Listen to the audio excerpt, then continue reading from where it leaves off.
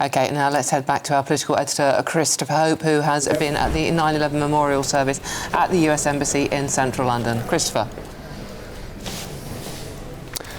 That's right. I think you saw on your screen there Warren Stevens, who's the US ambassador to the UK, marking that moment, that sombre moment for the US and indeed for the UK, when, of course, nearly 3,000 people were killed by those attacks on the 11th of September 2001, including 67 Britons. Now, earlier today, I was in Grosvenor Square with the US ambassador for his first broadcast interview. He had just laid a wreath at the memorial there in Grosvenor Square to the 67 Britons who died, of course, only 4 of whom's body were recovered. The rest that weren't recovered, and the families often go there every year to mark their passing. And he gave us his first ever interview to GB News, and here's what he told us. Ambassador Warren Stevens, thank you for joining GB News today on a solemn day for so many Americans and Britons as we recall those terror attacks on the 11th of September 2001. What did 9/11 mean to you?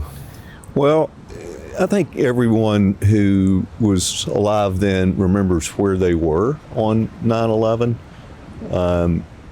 and certainly being in my former life in the financial services industry, just knew the sheer numbers of people that worked in the towers, and what this loss, what the loss of life was even going to be. We just knew it was going to be horrific. It was disbelief, really. I mean, I couldn't fathom. I couldn't fathom when I saw that the first plane had hit World Trade Center. I just couldn't fathom how the pilot did it, never dreaming it was intentional. And you were there the day before in New York. We were there on September 10th and came home that night, and the weather was awful. Sat on the runway 3 hours, and when our friend and neighbor called us about a plane that hit the World Trade Center, I assumed it had to do with the bad weather, and when we turned on the television, it was a bluebird day, and you just couldn't believe it. And are there any lessons we can draw from those attacks today? Well, the lessons of 9/11, goodness. I think from our standpoint, we have to be ever vigilant. There are clearly people in the world who don't like America, don't like the West, don't like our ideals, and they want to do us serious harm. And so we just have to be on guard all the time about that. And I think, that's something I've learned. Not something I've learned, but I've learned since I've been here, is how closely our intelligence agencies work together. It's really, really impressive and essential. And so, I think that goes a long way towards keeping not only the UK and US, but our allies safe too. We're speaking in Grosvenor Square, central London, at the memorial to the 67 Britons who died in those attacks. I don't want to be drawn into politics, but it's your first interview as the ambassador to the UK. What do you want to do with this role? It really is a special relationship between our two countries, and I'm going to do everything I can to strengthen that relationship. I talk frequently with members of the government. I want to help the UK become the best ally it can possibly be, and strengthen and grow its economy, and that's really what I'm focused on.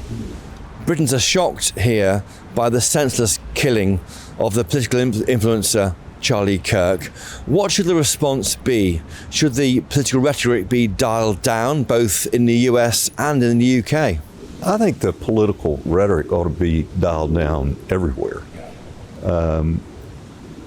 I knew Charlie, and if we're not going to be allowed to debate ideas on a college campus openly and freely, then where are we going to be able to do that? And so Harriet and I feel for his family, his now widow, and their 2 children, and his whole family. It's just a senseless killing.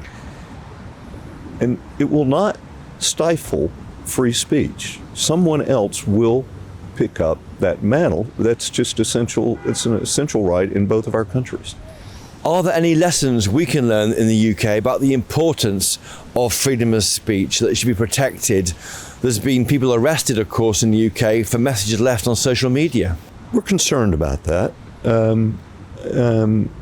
but you know, we've experienced censorship in the U.S. as well, and I think the Prime Minister seems to be understanding maybe some of these things are going a little too far. Looking forward to next week's state visit by President Trump to the UK, the second such visit accorded to him personally. What are you expecting from the state visit? Well, the President has a very close relationship with the royal family, and he is honored to have this second state visit. And I suspect there'll be specific things that come out of it as it relates to UK-US trade deals or trade or initiatives, and the discussions have been ongoing about that for many weeks and months. And I don't know if anything specific will be announced, but we're very close to some things, and I feel like the state visit is just going to be great. It is a visible reminder to the world of the special relationship, and I think, as I said, it's a great honor. And finally, on the special relationship, is it a real thing? You are the physical embodiment of that as the US ambassador to the UK. It is mocked by others, though. Does it matter? What is it all about, this special relationship? Well, it's a very real thing. Last night, I attended the event marking the 85th anniversary of the Battle of Britain at the RAF Museum, and it was, as an amateur historian of World War II, you know, even before the U.S. was officially in the war, Americans were flying and dying for the RAF.